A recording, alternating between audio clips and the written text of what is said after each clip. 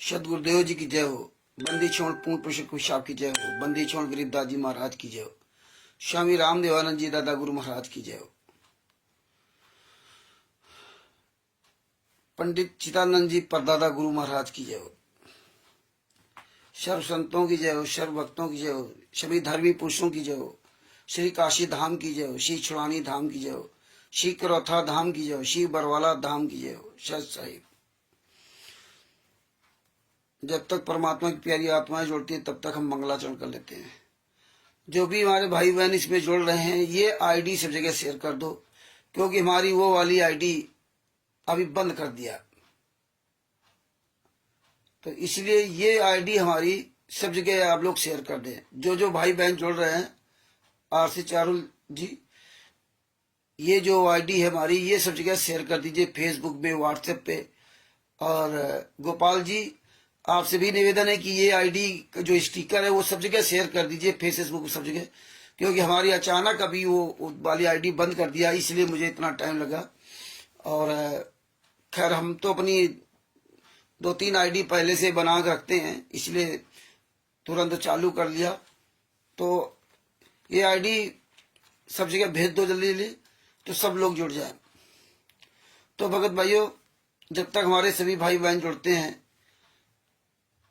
तब तक हम मंगलाचरण कर लेते हैं, क्योंकि आज बहुत इम्पोर्टेंट टॉपिक पे बात करना था और अचानक बंद कर दिया। क्योंकि हमने यही जो शाम को मैसेज दोबारा फिर हमने फेसबुक में डाला कि सब जगह डाल दे, कई ग्रुपों में डाल दिया, तो अल्लाह इसी बात पे उसने बंद कर दिया। खैर कोई बात नहीं।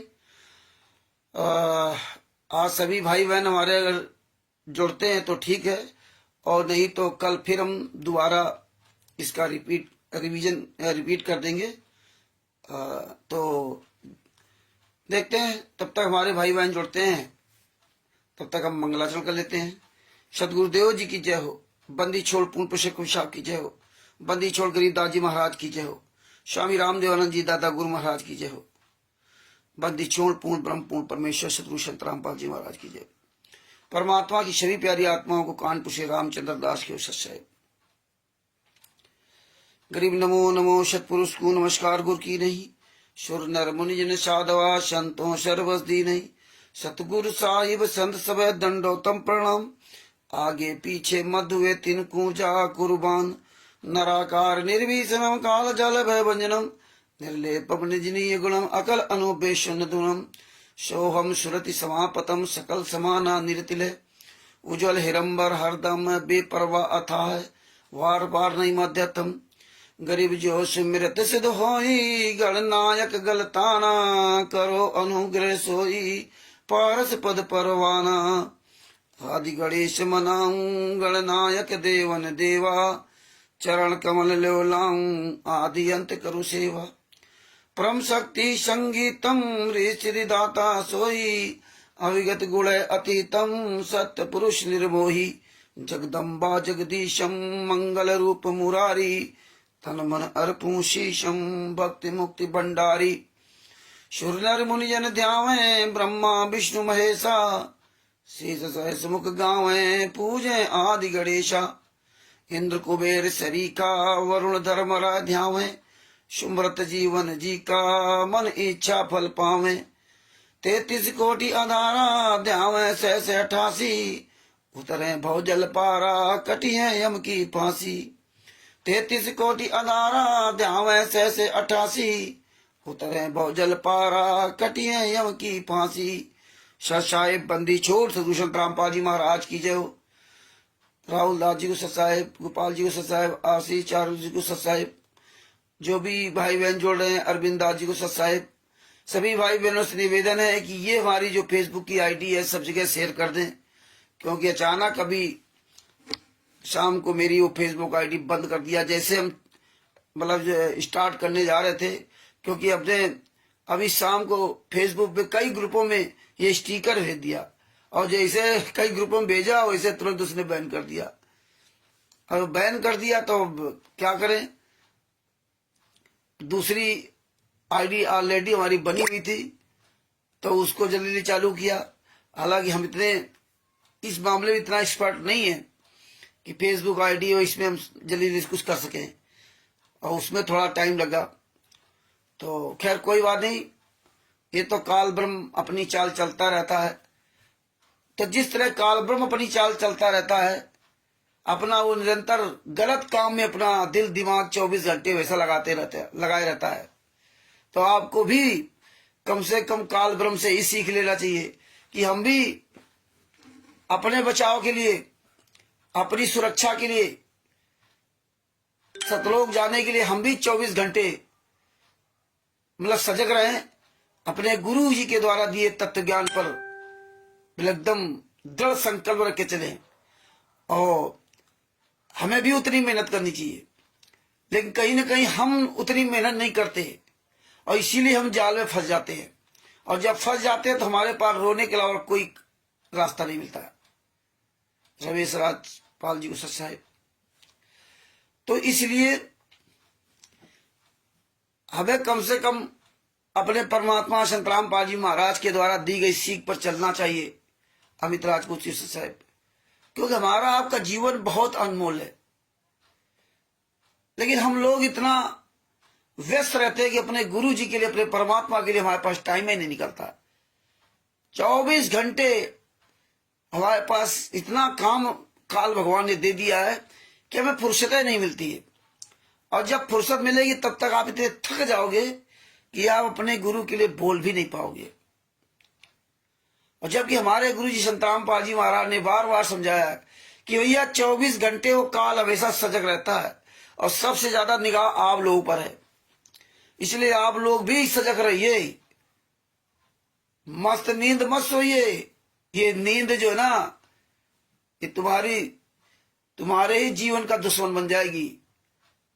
कोई भी चीज पर्याप्त मात्रा में ठीक है, तो ज्यादा अति सर्वत्र बचते। तो इसलिए भगत भाइयों, आप सब लोग, हम सब लोग एकदम अलर्ट रहें, चौकस रहें। और काल भगवान जो है उसके हर चाल को तभी समझ पाओगे जब आप सजग रहेंगे। और जब सजग रहेंगे तभी परमेश्वर आप पर दया करेंगे। प्रवेश जी साहब, तो भगत भाइयों, अब हमारे कई भाई बहन जुड़ चुके हैं और सभी भाई बहनों से निवेदन कि आप सब लोग अपना मोबाइल नंबर और अपना पता, जैसे उत्तर प्रदेश जिला उन्नाव, राजस्थान फलाने जिला है ना, और पंजाब फलाने जिला, नेपाल या जहां से भी जुड़े हो, अपना नाम और अपना इतना पता और मोबाइल नंबर जो डाला करो। और ज्ञान नंबर सेवन का विश्व इस नामक पुस्तक का बहुत प्रचार किया करो।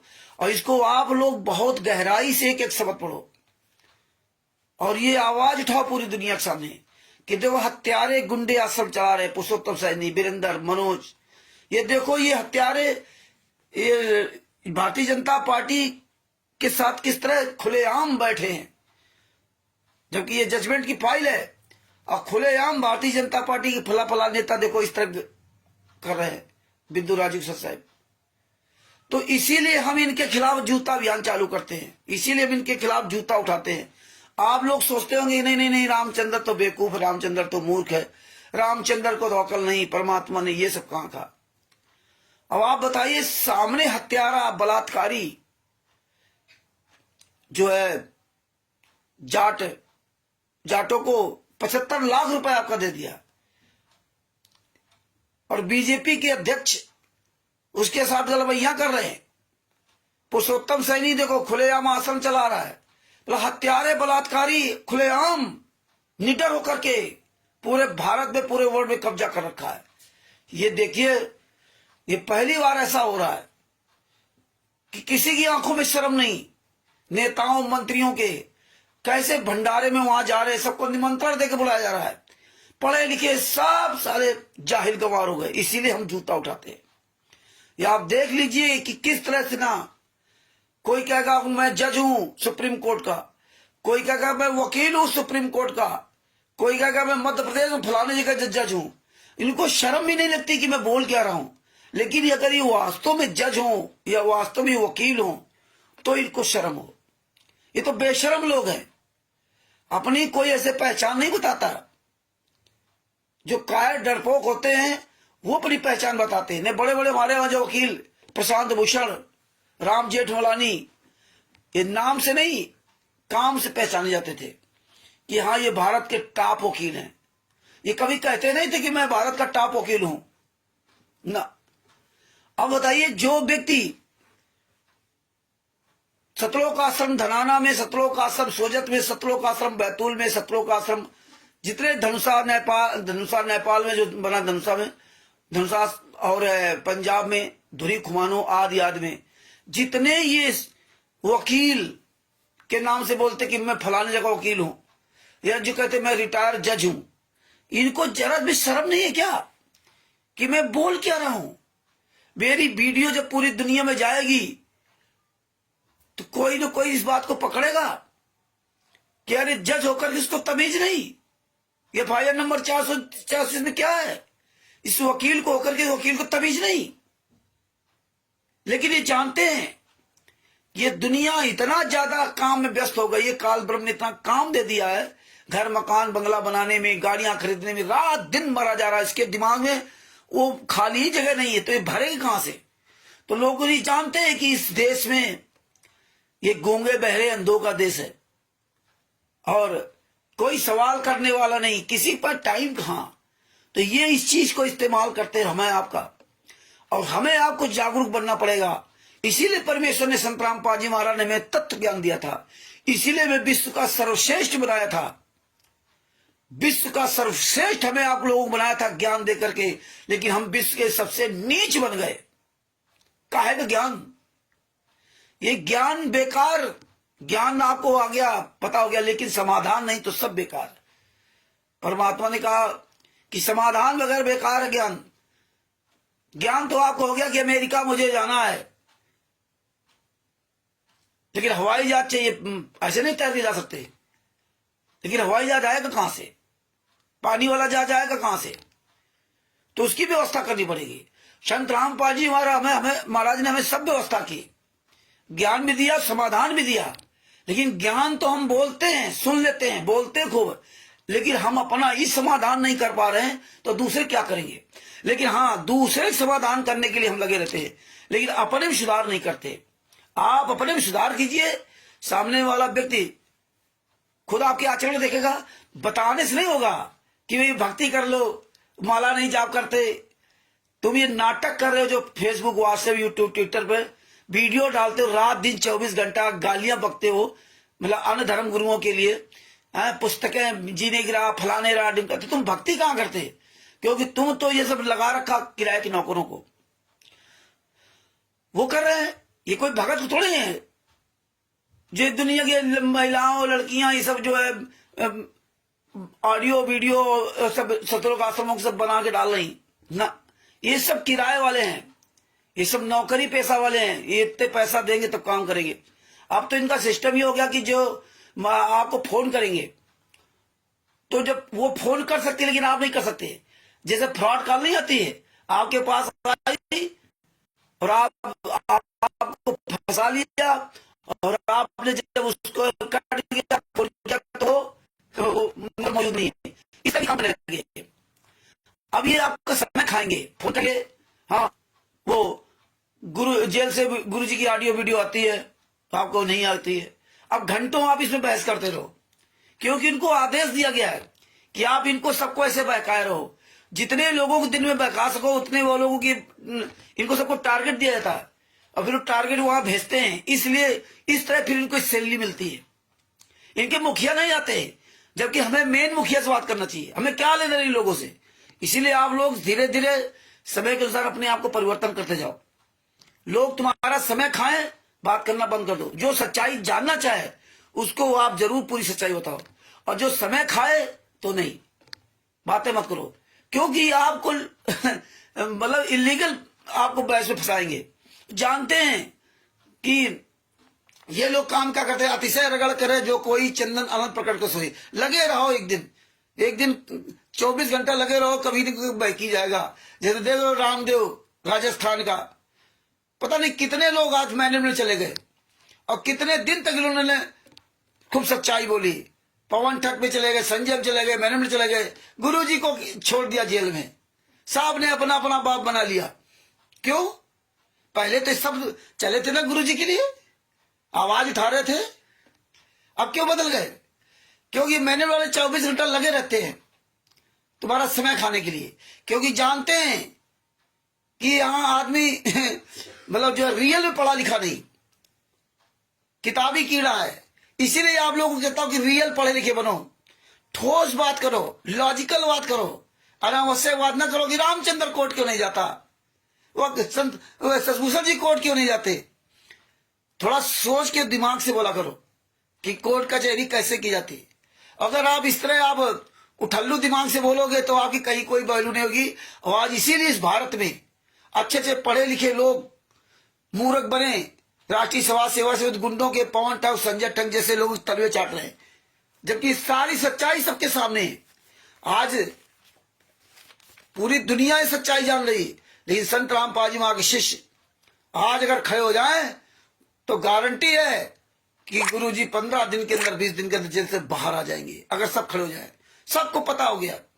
लेकिन ये देश का दुर्भाग्य कि देखिए पढ़ा लिखा इंसान आंखों देखा सबूत नहीं मानता।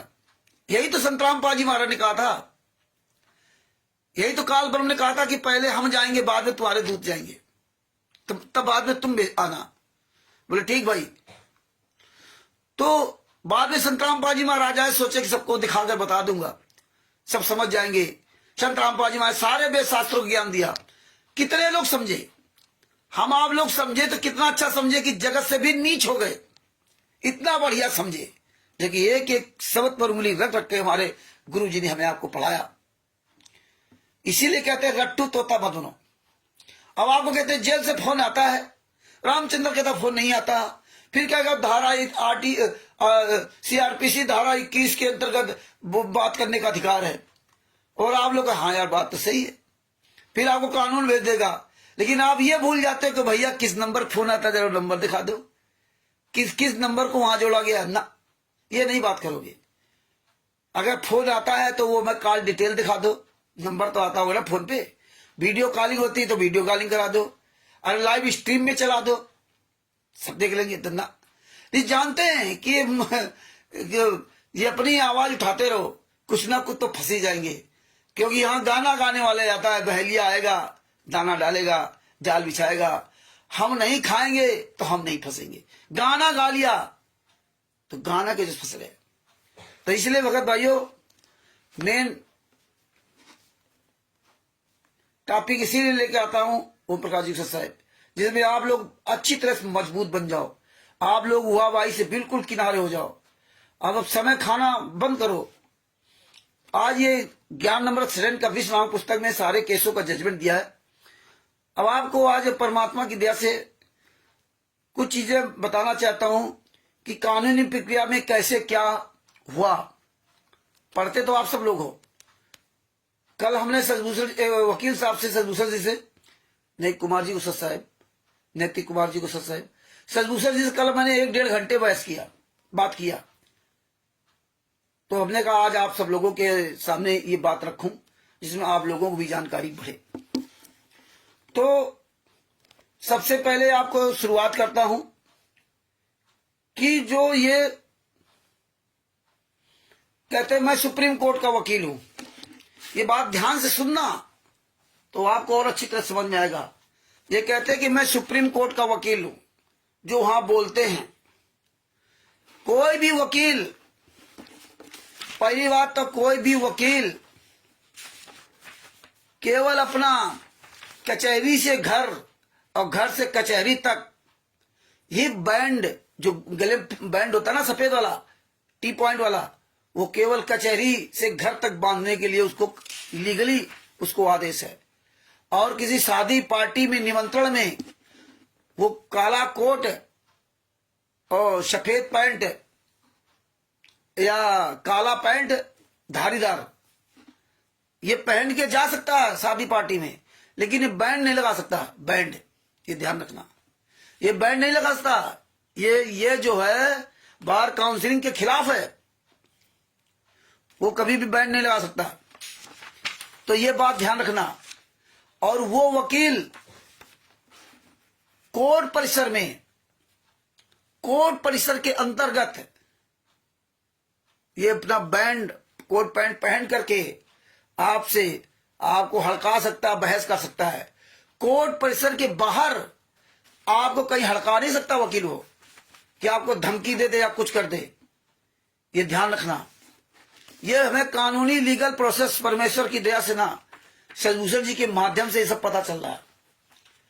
और ये जो पूरी दुनिया के सामने बोलते हैं कि मैं सुप्रीम कोर्ट का वकील, जो बजरंग लाल जाट और आदि आदि ये सब जो बोलते हैं, तो ये सुप्रीम कोर्ट का वकील क्यों बोलते हैं, ये आपको बताना चाहूंगा। तो भगत भाइयों, सदभूषण जी से मेरी बात हुई। उन्होंने बताया कि देखिए भैया, 2012 तक कोई भी व्यक्ति 5 साल तक कोई भी व्यक्ति अपना जो है ना bar council of India Supreme Court का वो सदस्य बन जाता था। कोई भी बन सकता था, ऐसे ही फीस दे करके ना पैसे बन जाता था। और आप वहां रजिस्ट्रेशन कराना आपका जरूरी है। दिल्ली में रजिस्ट्रेशन कराना जरूरी है। अब वहां आपने रजिस्ट्रेशन करा दिया दिल्ली में, इसके बाद आपको वहां लिखित में देना पड़ता है कि मैं कहां प्रैक्टिस करूंगा, कहां पे प्रैक्टिस करूंगा। ये सदभूषण जी ने अपना वहां बार काउंसिलिंग जो वकीलों का पूरा होता है समूह, उसमें वहां रजिस्ट्रेशन कराया और उन्होंने लिख के दिया कि मैं सासाराम में प्रैक्टिस कर सकता हूं। तो वो केवल सासाराम में ही प्रैक्टिस कर सकते हैं, अन्य कहीं नहीं प्रैक्टिस कर सकते जाकर के ना। ये ध्यान रखना। ये मूर्ख लोग कहते ना, ये पी सिंह सदभूषण सिंह जी जो वकील है, ये गुरु जी के लिए कुछ क्यों नहीं करते, ये गुरु जी को का केस क्यों नहीं लड़ते।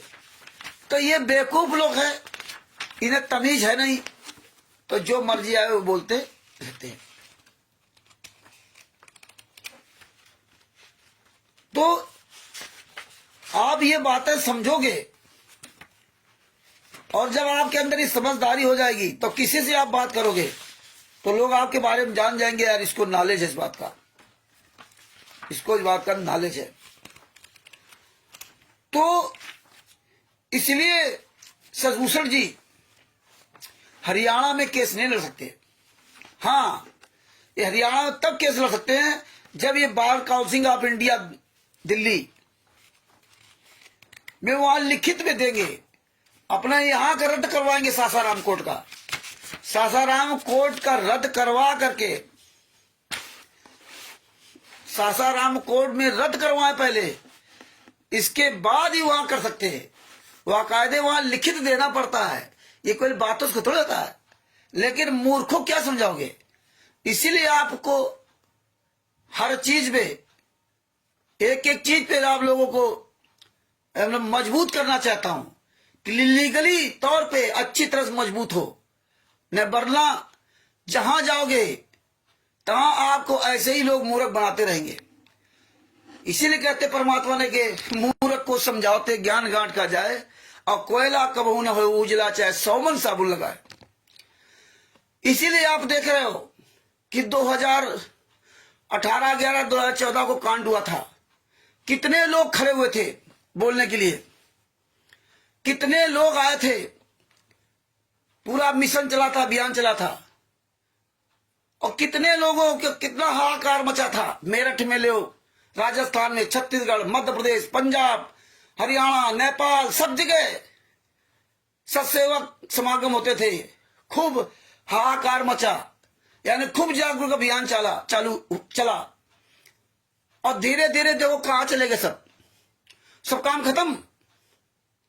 कितने बोलने वाले आए, पवन ठग, संजय ठग, मैनेजमेंट, बुद्धा चोर फाउंडेशन, करण, मेरठ वाले, पूरे भारत में पता नहीं कहां कहां कितने कितने लोग आए गए, और अंत में आ गया ये काकभूषण। काकभूषण की भी ऐसी तैसी हो गई, और ये भी आके लोगों से 10-20-50 हजार रुपए लूट लाट करके ना, और फर्जी तरीके से अपना गया और एक वकील कर लिया। ये जो है, ये जो घिनौनी हरकतें करते हैं ना, ये घिनौनी हरकतें हम भी कर सकते हैं, लेकिन हमें मालूम है इसलिए वो हरकत नहीं करेंगे, क्योंकि हम लोगों ने पहले ही सब कार्रवाई कर चुके हैं। संजय के साथ में वकील किया था, 5 लाख रुपए 4 लाख रुपए बता रहा था वो फीस दिया था वकील को। चंडीगढ़ हाई कोर्ट में प्रेस कॉन्फ्रेंस की थी संजय ने, और ये माइकलाल कोई हराम कोर्ट प्रेस कॉन्फ्रेंस करके दिखा दे, और बाकायदे चंडीगढ़ हाई कोर्ट में केस लगाया था। और संत रामपाल जी महाराज के, कुबदा जी गुसद साहब, किशन भाटी जी गुसद साहब, उमेश जी गुसद साहब बाकायदे वकालतनामा में साइन करके आए थे। और ये देखिए काकभूषण हरामखोर की दोगले की औलाद का देखो, ये जितने लोग आते हैं संत रामपाल जी महाराज के मुकम्मल से कोई बात ही नहीं मानते।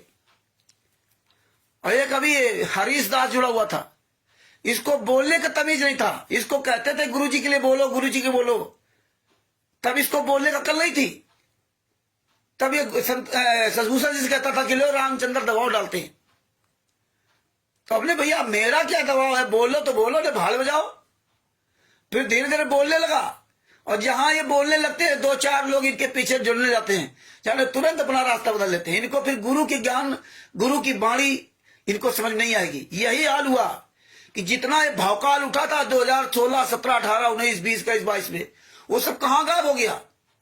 सारे लोगों ने अपना अपना बाप बना लिया, कोई पवन, कोई संजय, कोई मैनेजमेंट, कोई RSS। लेकिन हम ना किसी को बाप बनाया और ना किसी को अपने पीछे लगाया। और इसीलिए सब लोगों से हमें हमेशा हाथ जोड़ के निवेदन करता हूं कि आप अपने गुरु के पीछे लगिए, अपने गुरु के लिए आवाज उठाइए, किसी व्यक्ति के लिए आवाज उठाइए, और आप लॉजिकल बात करो, आप ठोस बात करो, आप हुआ न बको। क्योंकि उठल्लू बातें बड़ी अच्छी लगती हैं, बोलने में तो बहुत अच्छा लगता है, मतलब रसगुल्ला की तरह मुंह में डालो, खा लिया, कचहरी चले जाओ, कोर्ट चले जाओ, जब करना पड़ता तब समझ में आता है। तो ये देख लीजिए, ये काकभूषण खुद अपने वकील को फंसा देता, वो बेचारा बड़े मुश्किल अपने आप को बचा के आ पाया वहां जेल से ना है। उसमें वो लिखवा रहे हैं कि उसमें लिख दो, वकालतनामा पे साइन करने के लिए गुरुजी के लिए भेज रहे हैं, तो उसमें लिख दो कि काकभूषण का प्रमाण उसमें जो है ना ज्ञान गंगा पुस्तक में। और फिर कह रहे कि हम गुरुजी के लिए हम खुलासा करेंगे, हमें आत्मज्ञान है और परमात्मा ज्ञान दोनों हमें है, बताइए। और वो लिखवा रहे हैं, वो बेचारे बैठा लिया वहां जेल के अंदर, बड़े मुश्किल में वहां से अपना जो है पीछा छुड़ा के आया। और ये तो परमेश्वर की दया थी कि ये महेंद्र राजस्थान वाला, डिगाना वाला महामूर्ख आदमी उसने जोश में नंबर दे दिया। ये परमेश्वर, ये आए थे हमारा खुलासा करने के लिए 7 तारीख को, और इन्हीं का खुलासा परमात्मा ने करवा दिया। बताइए ये हालात है, और किसी को बताया नहीं। बताइए जिन भक्तों से पैसा लिया इन लोगों ने, जिन भक्तों ने इनको 2-2 हजार रुपए दिए, उन भक्तों ने इस महेंद्र से, डेगाना वाला महेंद्र से मोबाइल नंबर वाला मांगा कि भैया वकील साहब का मोबाइल नंबर दे दो, तो उनको नंबर नहीं दिया। लेकिन हमारे उसमें टेलीग्राम में जोड़ करके, क्योंकि हम इनके सबके व्हाट्सएप नंबर सब बैन कर रखा है, टेलीग्राम में जोड़ करके हमसे बकवाद कर रहा था कृष्णदास जी साहब। जब टेलीग्राम में बकवाद कर रहा था, तो हम तो फिर उल्टी ही बात करते हैं ना, इनसे सीधी बात करने लायक नहीं है, इसीलिए हम जूता लेके बात करते हैं। और जब उल्टी बात किया तो जोश में इसने नंबर दे दिया। ये हमारे सदगुरु संत रामपाल जी महाराज की दया थी, बंदी चोर सदगुरु संत रामपाल जी महाराज की जय। और आपके सामने प्रमाण आ गया। देखिए परमात्मा की दया से 2016 से 2025 चल रहा, आज 9 साल होने जा रहे हैं। कोई इतना आसान काम नहीं है ये 9 साल तक भौंकना, और बिना आप लोगों से पैसा लिए। कोई भी भगत नहीं कह सकता कि रामचंद्र ने मुझसे अपने हित के लिए मुझसे पैसा लिया और मेरा दिया नहीं। जरूरत पड़ेगी तो लेंगे, लेकिन परमात्मा ने जरूरतें नहीं अभी तक करवाई है, और देंगे भी, और लेते देते हैं, यहां भी लेते देते हैं, लेते भी और देते भी है। तो ये भगत भाइयों, जब अच्छी तरह ज्ञान समझोगे तो तुम हर जगह बचोगे। इसीलिए हम बार बार कहते हैं कि भैया पुस्तक खूब पढ़ो, पुस्तक खूब पढ़ो, जानकारी लो। हम बहुत वकीलों से बात किया तब जाके ये सब जानकारी मिली।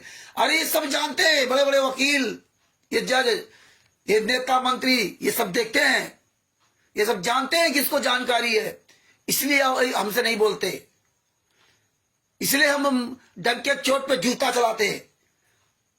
जूता क्यों नहीं चलाए? हत्यारा बलात्कारी साला आपके हमारे दान पाठ दसवांश के 75 लाख रुपए जाट भवन में दे दिया। हत्यारा पूरी दुनिया के सामने साला जो है वो भारतीय जनता पार्टी का प्रदेश अध्यक्ष हरियाणा का मोहनलाल पता नहीं कौन सा, उसके साथ वीडियो बना रहा। आप देखिए कितनी दुखद बात है। ये नेता मंत्री ये जूतों लायक हैं, ये हत्यारों बलात्कारियों का पूरे दुनिया में खुलेआम समर्थन कर रहे। सारी पार्टियां अभी ज्यादा दिन नहीं बचे, 10 साल के अंतर्गत देखिए संतराम पाजी मां जेल में, और सारे नेता मंत्री जाते हैं वहां गुणगान करते हैं। लेकिन अब वो गुणगान नहीं होता है कि जेल से क्यों नहीं आ रहे हैं। अब मीडिया पत्रकार से अगर कोई इनके आश्रम में जाता है, जो फर्जी मीडिया सब बना रखा है, ऐसे नहीं चले फला नहीं चले, अगर कोई बेचारा समझदार व्यक्ति कभी आवाज उठा देता कि भाई संतराम पाजी महाराज जेल से आएंगे, कब आएंगे और बहुत जल्दी छूटेंगे, तो ये वो टॉपिक चेंज कर देते हैं, तुरंत टॉपिक चेंज कर देते हैं। तो इसलिए भगत भाइयों हमें बहुत सजग रहना पड़ेगा। जैसे आप इस समाज से बचने के लिए आप तमाम रास्ते अपनाते हैं, तो ऐसे हमें आपको सजग रहना पड़ेगा।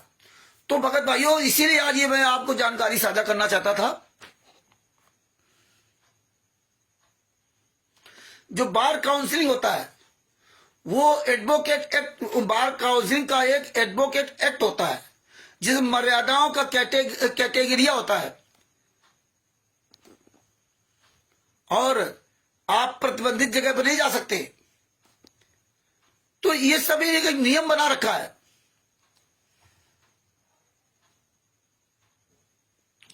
और बार एसोसिएशन का स्टैंडर्ड ये वेलफेयर एक फंड होता है इनका, बार एसोसिएशन जो दिल्ली का है, इसका एक अपना एक फंड भी होता है।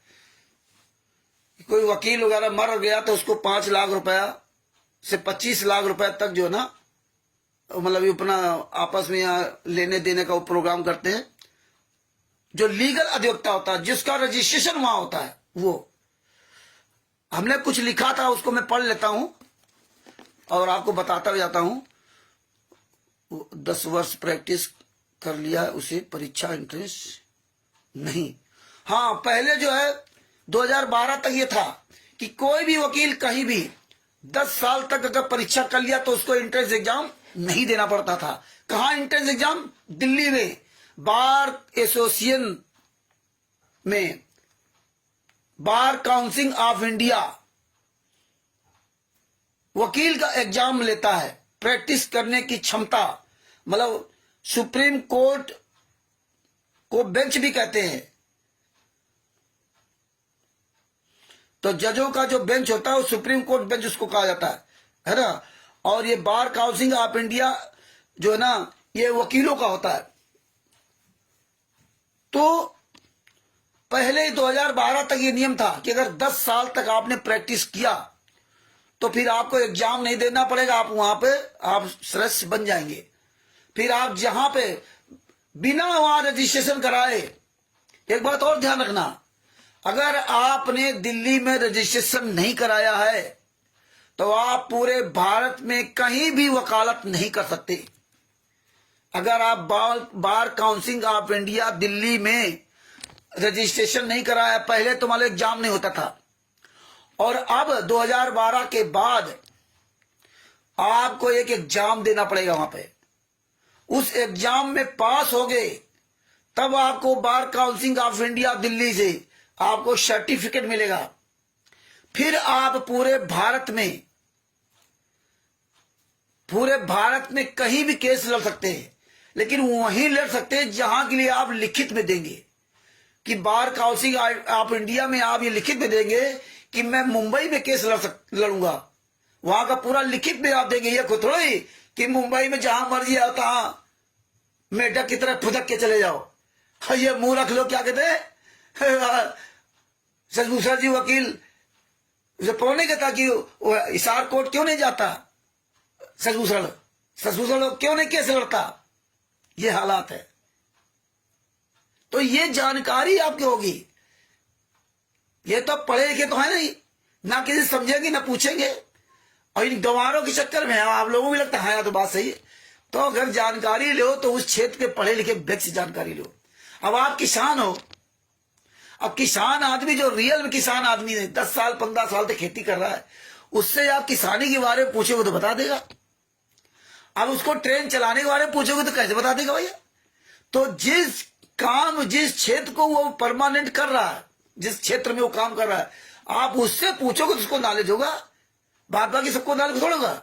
लेकिन यही हिंदुस्तान की सबसे बड़ी खराबी है कि वो जो अपना काम कर रहा है उसका नॉलेज अपना नहीं इकट्ठा करेगा, लेकिन उसको पूरे भारत के हर एक काम का नॉलेज बताएगा कि मुझे ये नॉलेज, मुझे वो नॉलेज। आलतू फालतू वाली बात, बोले कोई लीगल बात नहीं होगी, कोई सही बात नहीं, फालतू चिल्लाता रहेगा। और इसीलिए हम आप लोगों को, इस देश में पढ़े लिखे लोगों को, 21वीं सदी के पढ़े लिखे लोगों को, नेता, अभिनेता, मंत्री, साधु संत और जैसे गुंडे, ये फर्जी ट्रस्ट चलाने वाले, ये ट्रस्ट मतलब विश्वास, लेकिन विश्वासघात करते हैं।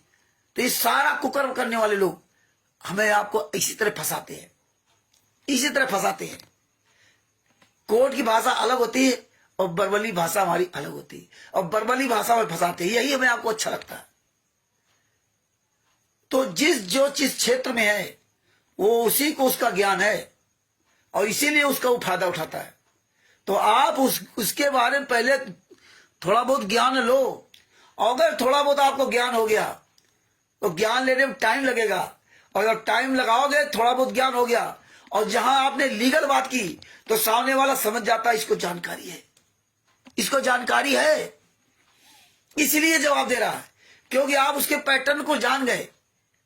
गाड़ी चलाने वाला आदमी जो गाड़ी कभी नहीं चलाया, और अगर गाड़ी में बैठा किसी ड्राइवर सीख लिया कि पहला अगर ये लगता है, दूसरा ये लगता, तीसरा ये, फर्स्ट ये, आगे ये ऐसे स्टार्ट की जाती है, ऐसे ब्रेक लगा, ऐसे बैगर है, तो ये जहां उसको क्रिया लीगली बताओगे आप, लीगली मतलब कानूनी की बात हो, सब जगह ये भी कानून है, तो वो समझ जाएगा ड्राइवर कि इसको जानकारी है, नॉलेज है। और तुम्हें जब कुछ है नहीं तो हुआ भाई बकते रहो तो वही आप पकड़े जाते हो। इसीलिए आप लोग मजबूत बनो, इसीलिए हम आप लोग आज मजबूत बन करके खड़े, इनके लिए जूता ले खड़े होते हैं। आज इनकी औकात नहीं कि पूरे वर्ल्ड में आपका सामना कर जाए, नहीं कर सकते। तो फिर आगे अपनी बात करते हैं। तो ये टॉपिक हमें बताना बहुत जरूरी था, क्योंकि आप सब लोगों के अंदर दिमाग में रहता है ये क्या सवाल करोगे तभी आपको उत्तर मिलेंगे। सचभूषण जी एडवोकेट है, अब उनके क्षेत्र में, उनके क्षेत्र में, जो जिस क्षेत्र में हुआ है उसकी अगर शुरू से आखिर तक जानकारी लेनी तो आपको सवाल करने पड़ेंगे। और सवाल तभी कर सकते हो जब आपको उसके बारे में कुछ पता होगा। जब कुछ पता ही नहीं तो सवाल क्या करोगे भाई। जब हमें कुछ पता ही नहीं, हल चलाने के लिए पता ही नहीं, तो सवाल क्या करेंगे। सवाल तो तभी करेंगे जब उनके साथ रहेंगे, कुछ दिन समझेंगे, सोचेंगे, तब बात करेंगे, आवाज उठाएंगे, तब वो जाके सवाल समझ आते हैं, तब ऑटोमेटिक तुम्हारे दिमाग में गूंजने लगेगा। तो भगत भाइयों, ये बात अच्छी तरह समझ लो कि अब 2012 के बाद जो 5 साल तक जो पढ़ाई करके वकील बना, किसी कॉलेज से पढ़ाओ, तो उसको बार काउंसिल ऑफ इंडिया में दिल्ली में रजिस्ट्रेशन कराना पड़ेगा। और रजिस्ट्रेशन ऐसे नहीं होगा, वहां अब एग्जाम होता है, और जब आप एग्जाम दोगे, एग्जाम में सफल होगे, तब आप अपने आप को वकील कह सकते हो। तब आप भारत के किसी भी कोर्ट में आप वहां पर प्रैक्टिस अपनी कर सकते हो। बशर्ते एक ही जगह, 4 जगह नहीं, 4 जगह नहीं कर सकते कि जहां मर्जी है वहां चले जाओ। इसके अलावा एक सवाल और आपके मन में उठेगा कि कई बार ऐसा हुआ है कि दिल्ली का वकील मुंबई में केस लड़ने गया। आपको कोई भ्रमित कर सकता है इस बात को लेकर के, इसलिए हमने कई सवाल किए थे सदगुरु शशि से। दिल्ली का वकील वहां गया मुंबई में केस लड़ने के लिए, तो आप कहोगे वो फिर कैसे केस लड़ लिया, जब आप कहते हो कि वो उसका रजिस्ट्रेशन मान लो दिल्ली में है या गुजरात में है या हिमाचल प्रदेश में वकालत कर रहा है, और वहां के लिए अपना जो है बार काउंसिल ऑफ इंडिया से अधिकार पत्र लिया, केवल हिमाचल प्रदेश में फला कोर्ट में वो अपनी प्रैक्टिस करेगा, तो फिर वो मुंबई में कैसे जा सकता है किसी केस के बारे में, वहां कैसे बहस कर सकता है। तो उसमें ये होता है कि जैसे मान लो हम मुंबई में रहते हैं, हमने मुंबई हाई कोर्ट में किसी वकील को वहां कर रखा, वो वकील मेरा केस लड़ रहा है वहां पर, वो वकील मेरा केस लड़ रहा है, और हम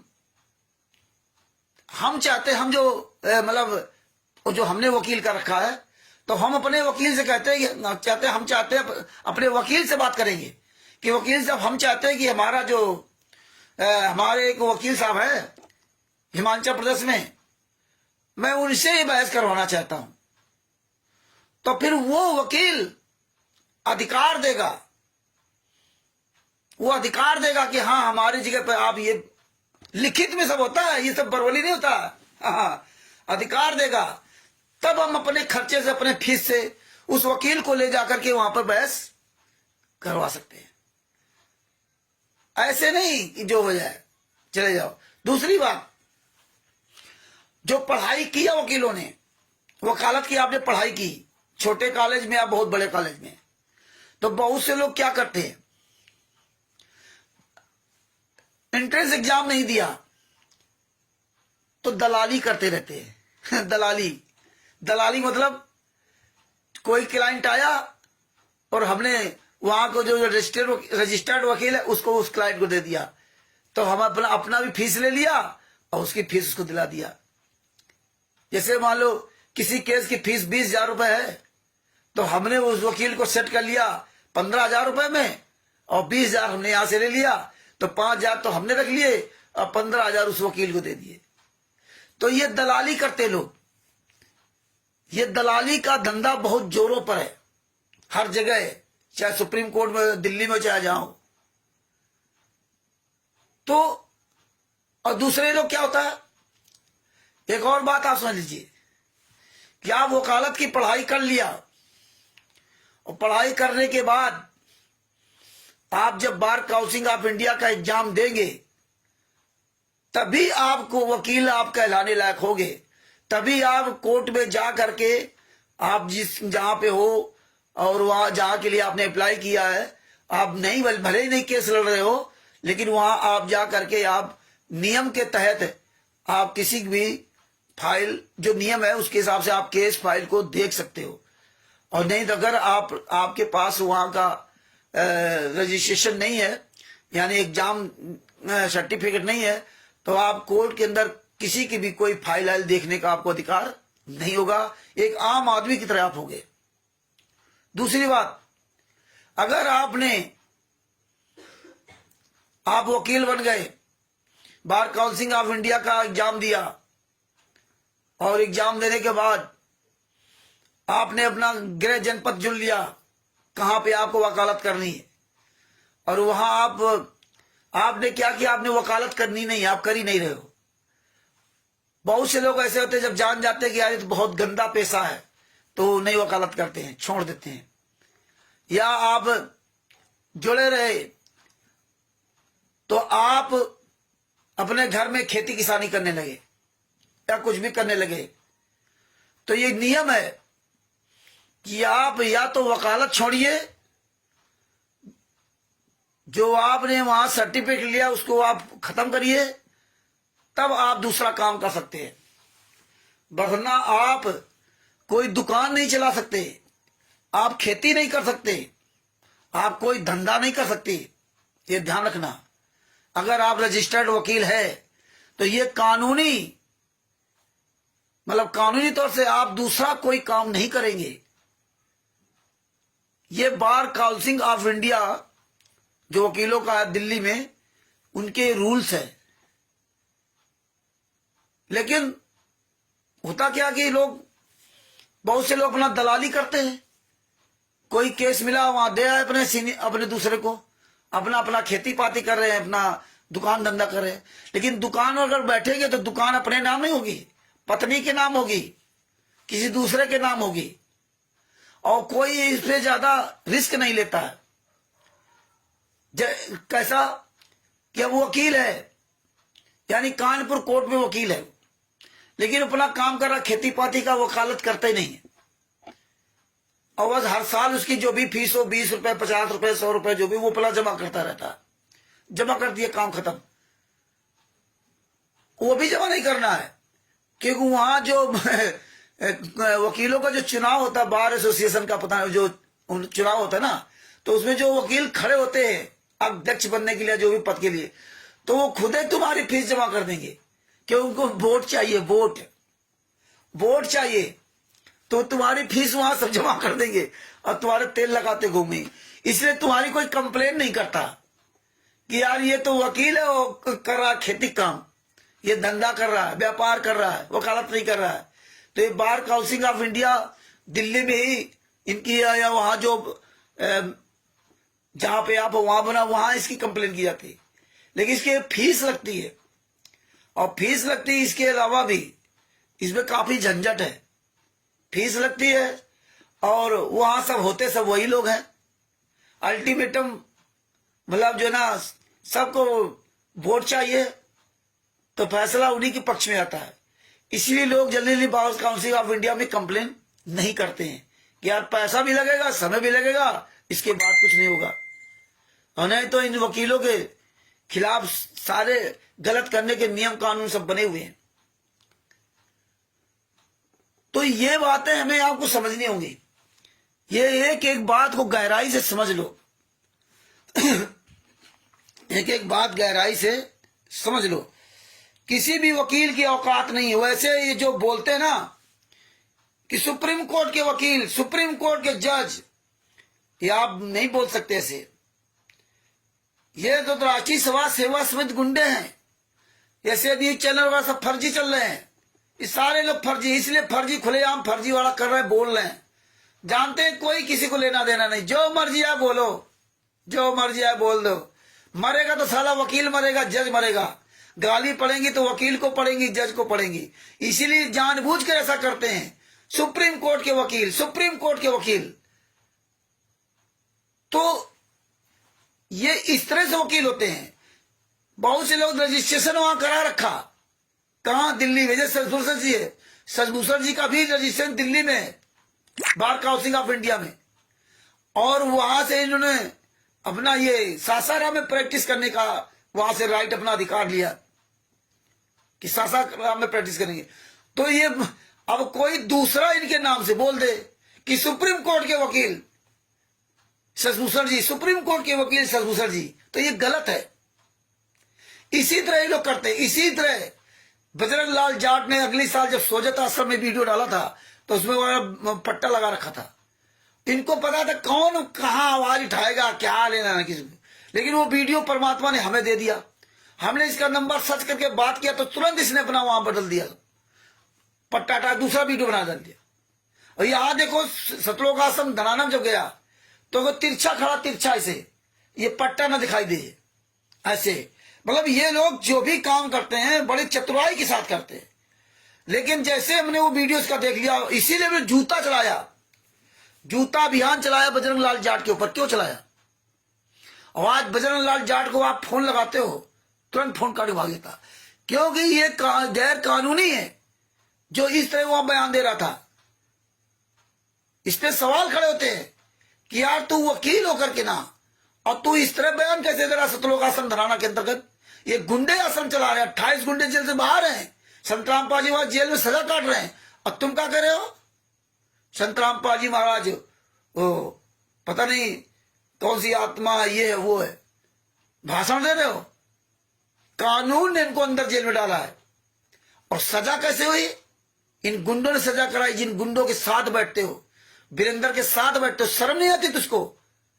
तू वकील होकर के तुझे नहीं पता, और हम आप सभी आंदोलनकारी वकील नहीं है, तो हमें आपको सब कुछ पता है। देखिए, एक सजभूषण वकील, एक सजभूषण जी जैसे वकील ने पूरे भारत में, पूरे विश्व में आप जैसे आंदोलनकारियों को जजमेंट की फाइल पढ़ाना सिखा दिया, और सीख रहे हैं। और ये हरामजादे पूरी दुनिया के सामने खुलेआम झूठ बोल रहे हैं। आप सब लोगों को, हजारों लाखों लोग, लाखों करोड़ों लोगों ने ज्ञान अमृत सदन का 20वां पुस्तक पढ़ी और पढ़ रहे हैं, मंगा रहे हैं पीडीएफ के द्वारा, देश विदेश से सब। और आप लोग बता रहे हो देखो भैया ये सीना नंबर ये है इस फाइल का, इस जजमेंट की कॉपी का, FIR नंबर 429 430 या जो भी है, और ई कोर्ट सर्विस एज डाउनलोड कर लो, और उसमें फाइल नंबर CNR नंबर से आसानी से आप तुरंत निकालोगे। यानी फाइल तो कई तरह से निकाल सकते हो, FIR नंबर से भी, वकील के नाम से भी, कई तरह से निकल आती है फाइल का भी।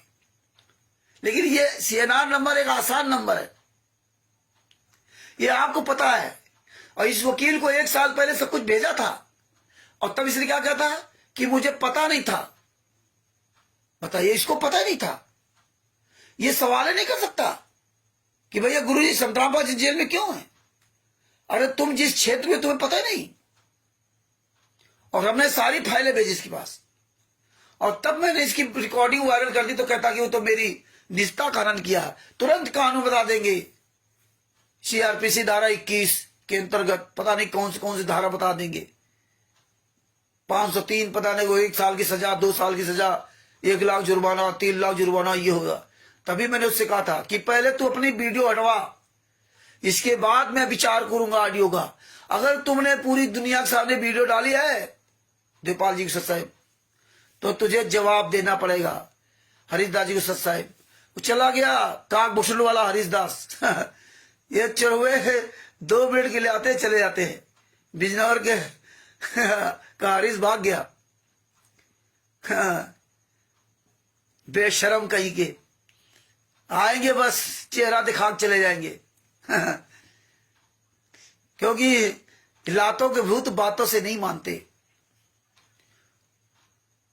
तो इसीलिए इस बार हमने जूता अभियान चालू किया। इसमें बहुत साले की जूता, जहां साला ये वकील दिखाई दे जाए, जहां वकील दिखाई दे। देखो, जूता मारने से ज्यादा इन हरामजादों का लिख के डालो पूरी दुनिया के सामने, ये बेशरम वकील। क्योंकि जब लिख के डालोगे पूरी दुनिया देखती, इन हरामजादे बजरंग लाल जाट के लड़के बच्चे भी देखते होंगे, उसके नाते रिश्तेदार भी देखते होंगे, उसके यार दोस्त देखते होंगे, उसके पड़ोसी देखते होंगे, सब देखते होंगे। क्योंकि ये आजकल व्हाट्सएप सबके, मोबाइल सबके पास गांव घरी में, और सोशल मीडिया सब जुड़े हुए, इसीलिए ये साले सोशल मीडिया से मानते हैं। इसलिए पर साल हमने जूता नहीं चढ़ाया था, पर साल हमने इसका फिर भी सम्मान रखा था, और इस बार तो इसने सारे रिकॉर्ड दर्ज कर दिए, इसीलिए इस पर जूता चलाया। सतलों का सम धनाना में बता रहा, इन सालों को पकड़ के जूते से मारो, कोई फर्क नहीं पड़ेगा। इनकी औकात नहीं कहीं बोल जाए, क्योंकि वीडियो है तुम्हारा ना, तुम साले वीडियो बोल रहे ना, तुम्हें जूते पड़ेंगे, जूते। इसीलिए गुंडे हमारे खिलाफ कोई कार्रवाई करने से पहले डरते हैं। इसीलिए पंजाब में मेरे खिलाफ कार्रवाई करवाई थी, तो अपनी पत्नी और बेटी कपड़े फाड़ने का आरोप लगाया था सुभाष चंद्र नामदान संचालक मलोट, जिला मुक्तसर, और वहां का नरेश दास स्टेट क्वार्टर, नरेश दास और दूसरा, दोनों एक कमीनों ने FIR लिखवाई थी मलोट में, नरेश और दीपक। इनकी औकात नहीं थी कि अगर ये लिखवा देते कि मैं यहां संत रामपाल जी महाराज के नाम से यहां नाम दीक्षा दे रहा था, कबीर परमेश्वर भक्ति ट्रस्ट के पर नाम दीक्षा दे रहा था, और इन लोग यहाँ नामदान सेंटर बंद कराने आए कराने, तो ये नहीं लिखाया, जानते थे फंस जाएंगे। और हम तो कभी पंजाब गए ही नहीं थे, तब मेरे खिलाफ करा दिया। बंदी छोड़ सतगुरु संत रामपाल जी महाराज की जय, लालचंद जी को सत्संग। तो भगत भाइयों, ये पॉइंट पकड़ो और जूता चलाओ। इसीलिए देखो हम पंजाब जाते थे, जूता चला कर जाते थे। आज साले जूते से वही मारोगे। हरीश जी भी हमारे साथ जाते थे, हम हरीश जी दोनों लोग। तुम्हारी ऐसी तैसी मारो साले, पंजाब में इनकी ऐसी तैसी कर दी गए। तो आप लोगों से कहेंगे रामचंद्र तो बेवकूफ है, रामचंद्र तो तमीज नहीं, तो जूता चलाता है, गाली देता है। लेकिन आप लोग ये बात नहीं सोचते कि इनके मिर्ची क्यों लग रही है। क्योंकि परमेश्वर ने आज 2016 से 2025 चला, रामचंद्र 24 आवर्स परमेश्वर जो 2-4 घंटा सुला दे, बाद में की परमात्मा इसी काम में लगा रखा। और इसीलिए इनके धड़कन तेज हो जाती है, रामचंद्र रामचंद्र। इसीलिए परमेश्वर का एकला चलो वाला वार गए। गुरु गोबिंद सिंह ने कहा था 1.25 लाख से एक लड़ाऊं, छिड़ियंते में बात उड़ाऊं, तब गुरु गोबिंद सिंह नाम कहाऊं। बताइए, तो ये भीड़ तन से कोई लेना देना नहीं। आप भीड़ का हिस्सा मत बनिए, ऐसे कर्म कीजिए कि भीड़ आपके पीछे चलने लगे। ऐसे कर्म कीजिए, आप भीड़ का हिस्सा मत बनिए। नॉलेज, ज्ञान इकट्ठा कीजिए, ज्ञान। संत रामपाल जी महाराज बताते, तो मैं ज्ञान बचाएगा, ज्ञान। कोई व्यक्ति नहीं बचाएगा, गुरु भी नहीं बचाएगा, भगवान भी नहीं बचाएगा, ज्ञान बचाएगा, ज्ञान। अगर ज्ञान में चलोगे तो भगवान भी बचाएगा, ज्ञान पे नहीं चलोगे तो भगवान भी नहीं बचाएगा। और ये परमात्मा ने हमें सारा उदाहरण बताया सतलोक वाला। सार नाम सार शब्द लेकर के बढ़िया वहां मौज कर रहे थे, ऐश कर रहे थे। वहां सतलोक में, वहां भी आपने ज्ञान को छोड़ दिया, ज्ञान से डिसबैलेंस हो गए, परमात्मा तो नहीं बचा पाया। तब से यहाँ पता नहीं लाखों करोड़ों अरबों साल से यहाँ हम आप लोग कुत्ता गधा बन करके और यहाँ मानव जीवन पा करके अपने मानव जीवन को भी बर्बाद कर रहे हैं। तो ज्ञान हुआ भाई नहीं, ये पहले सीखो, पढ़ो, समझो, तब मजबूत बनो। और ये वीडियो अधिक से अधिक शेयर करो, खूब जम करके ना। ये सोच समझ लो अच्छी तरह से। हाँ, और बार काउंसिल ऑफ इंडिया में एक और बात आप समझ लो, कि आप वकील बन गए, बार काउंसिल ऑफ इंडिया का एग्जाम दिया, आप वकील बन गए, और इसके बाद आपकी कहीं सरकारी नौकरी लग गई, तो आपको फिर वो वकालत का पद छोड़ना पड़ेगा। आप वकालत नहीं कर सकते, सिर्फ एक ही काम कर सकते। उसके लिए आपको पहले रिजाइन देना पड़ेगा वहां पे बार काउंसिल ऑफ इंडिया में। इसके आप अपना वो नौकरी करिए। मतलब ये नहीं कि आप वकील बन गए तो नौकरी कर लो, खेती कर लो, किसानी कर लो, और आप जो ना वो दुकान चला लो। कानूनी तौर से आप ये सब इलीगल है, नहीं कर सकते आप। कोई भी वकील तुमको, वकील कैंपस के अंदर तुम्हें हड़का सकता है, लेकिन वकील कैंपस के बाहर नहीं हड़का सकता। ये बात सतभूषण जी ने बताई, तो हरीश जी साथ में जुड़े हुए हैं। आज ही पता चल रहा हिमांशु वर्मा जी को सत साहब, अर्जुन दास जी को सत साहब, हरीश दास जी अच्छी तरह जानते हैं। हरीश दास जी सुन रहे हैं अच्छी तरह से।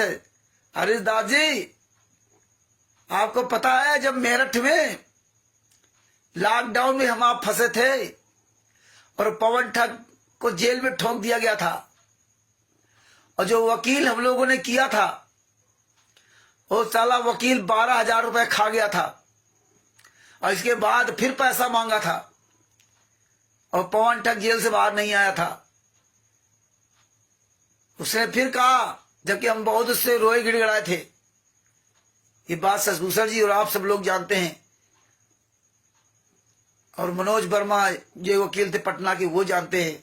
इस नीच पवन ठग के लिए हमने कितना वहां मेरठ में रोए थे, रियल में रोए थे यार। हमने इतना कभी रोए नहीं है। इस कमीने तिमिर दूत पवन ठग के उसको जेल से बाहर लाने के लिए लॉकडाउन में। लेकिन मेरे परमात्मा ने, मेरे सदगुरु संत रामपाल जी महाराज ने, हम और हरीश जी, रणजीत दास जी, सौरभ जी पर बड़ी दया की थी। पहला लॉकडाउन, और वो भी मेरठ, जो यूपी का सबसे संवेदनशील शहर, लॉकडाउन में हम हरीश जी मोटरसाइकिल से 3-3 लोग जा रहे, और जेल के पास, और वहां जहां हम लोग रहते थे वहां शायद 6-7-8 किलोमीटर दूर होगी जेल। और किसी ने कोई हाथ नहीं लगाया, ना कोई पकड़ा, ना कोई पुलिस वाला। और लाठियां चला रहे थे, लठ पुलिस के लोग लठ चला रहे थे, कोई मोटरसाइकिल वाला मिल जाए। और हम लोग उन्हीं के पास से निकलते थे, 3-3 लोग बैठ करके ना, और कोई बोलता नहीं था। ये हरीश जी साक्षात, हरीश जी प्रमाण है, हरीश जी मतलब जो इस चीज गवाह है। हमारे पास तो कुछ था ही नहीं, मोटरसाइकिल तो हरीश जी की थी, या उसकी पवन ठक्की मान लो, पवन ठक्की नहीं, हरीश जी की मोटरसाइकिल। तो आप ये समझ लीजिए कितनी बड़ी दया थी। फिर वकील ने सुबह फोन किया, फिर फोन किया पैसे के लिए कि और पैसा दे। हमने कहा वकील साहब, हम लोग बाहरी आदमी, हमारे पास पैसा कहाँ, हमारी आप खुद लॉकडाउन में सहायता करो। क्योंकि पवन ठक्के तो साला दूसरे पैसा खाता, रणजीत दास जी बेचारे पैसे देते थे, और किसी का दूसरे का पैसा भाई अनावश्यक जाता तो मुझे बहुत कष्ट होता।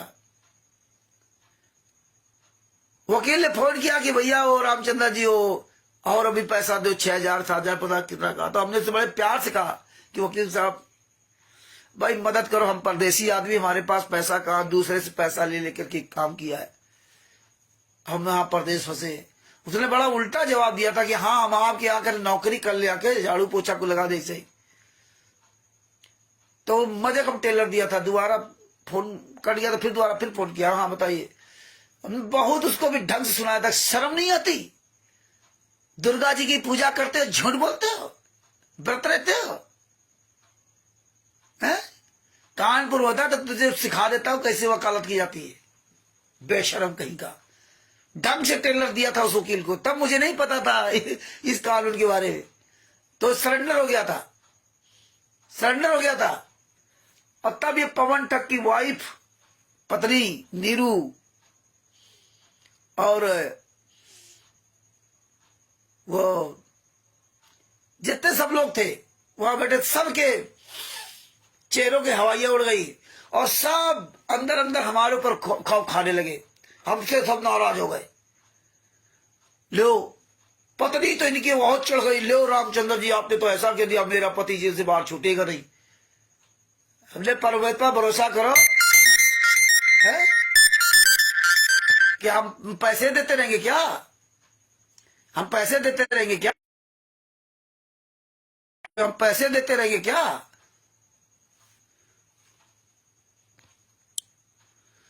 पैसे देते रहेंगे क्या? है 12,000 रुपए ले चुका, फिर दे दे। और आपके जैसे, अरे वो अमित जी का पता नहीं घर से फोन आ रहा बार बार, और कट जाता है। तो भगत जी फिर हमने पैसे नहीं दिए उसके। भरोसा करो परमात्मा पर, क्योंकि वहां कोर्ट के अदालत लगी थी जेल में, और जेल के अंदर भी वहां भी पैसा चलता था। तो ये था कि यार सड़ जाएगा साला, ये लॉकडाउन में मर जाएगा वहीं, 3-4 महीने के।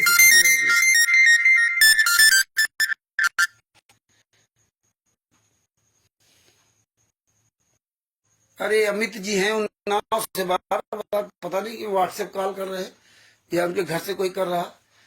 तो भगत भाइयों, इस तरह से परमात्मा ने इस पवन ठग को फिर शाम तक निकाल दिया वहां से ना, है तब इनके जान में जान पड़ी। हमें तो परमात्मा भरोसा था, और दोबारा पैसा नहीं दिया। और इसके बाद भी साला पवन ठग ने बदनाम क्या किया कि रामचंद्रन ने 12,000 रुपये खर्च करा दिए। इतने साले नीच हैं। तो हम तो जा ही नहीं रहते। उधर रणजीत दास गया था कि हम कराएंगे, हमने कहा भैया कोर्ट कचहरी नहीं जानते। रणजीत दास बोला हम जानते हैं। वो आज पहुंचे तो बोला हम नहीं जानते। ये हाल था।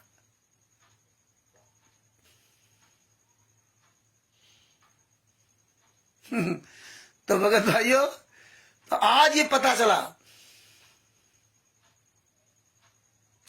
आज ये पता चला कि यार ये कानून, ये आपको पॉइंट अगर पता होगा तो कहीं भी आप जाओगे तो मर्द की तरह आप दहा करके बोलोगे।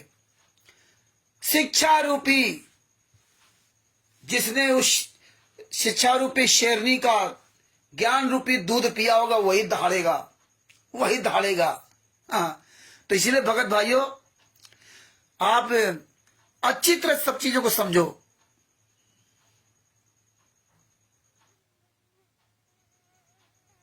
और एक बात और ध्यान देना, कोई भी वकील हो, दोबारा फिर याद रखना कि जो बैंड होता है, बैंड लगाते हैं यहाँ पे, ये केवल वो कोर्ट परिसर के अंदर ही लगा सकता है वकील।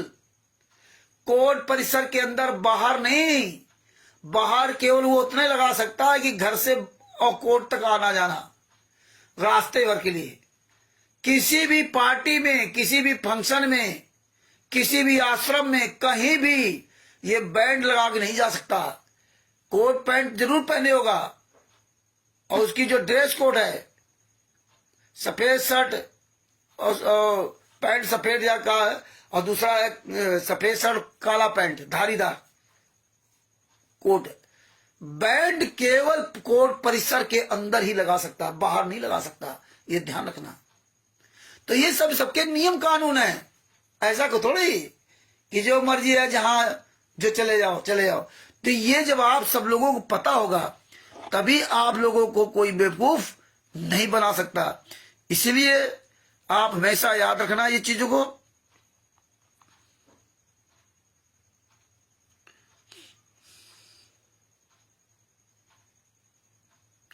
और इनका, हाँ, इनका समय समय पर हर साल वेरिफिकेशन होता रहता है कि वकील वो जिंदा है कि मर गया है, कि नौकरी कर रहा है, कहाँ क्या है।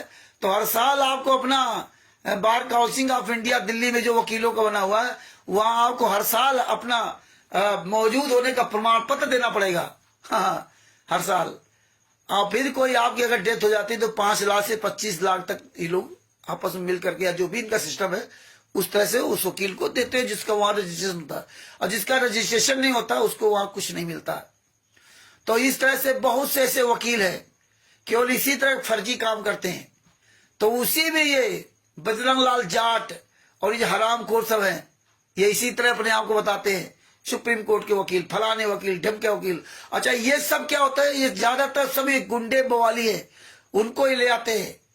तो ये नाम आम जल्दी नहीं कबूलते। अब बोल दिया तो कौन ढूंढेगा, इनके मोबाइल नंबर तो मिलेंगे नहीं आपको, नाम बोल दिया। यही करता विष्णु साहू मध्य प्रदेश का स्टेट, ये सब ये फलाने जज आ गए, ढिकाने, कोई जज नहीं, ये सब फर्जी वाला सब करते हैं, खुलेआम फर्जी वाला करते हैं। वीडियो वायरल कर दिया, इसका कोई माई बाप नहीं है, जाओ चैनल पर ढूंढो जाके ना। जैसे ये नहीं कहते गुरु जी की जेल से ऑडियो आ रही, जांच करवा लो, जांच करवा लो। तो इसी तरह ये जानते हैं कि जांच ऐसे को थोड़ी होती है? फॉरेंसिक लैब बंगलौर में या जहां भी है, ऐसे को थोड़ी जांच होती है, उसका पूरा प्रोसेस होता है। तो इसीलिए ये लोग इस तरह आपको बात करेंगे कि ना नो मन तेल होगा, ना आधा नाचेंगी। और आप अगर कहते हो आप क्यों नहीं जांच करवा लेते, तो खुद नहीं कराएंगे, तुमको कहेंगे।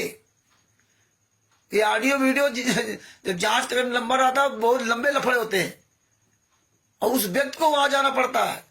उसके जब संतरामपाल जी महाराज की ऑडियो आपको जांच करानी, तो आप क्या करेंगे, पहले तो आपको लिखित में सब देना पड़ेगा।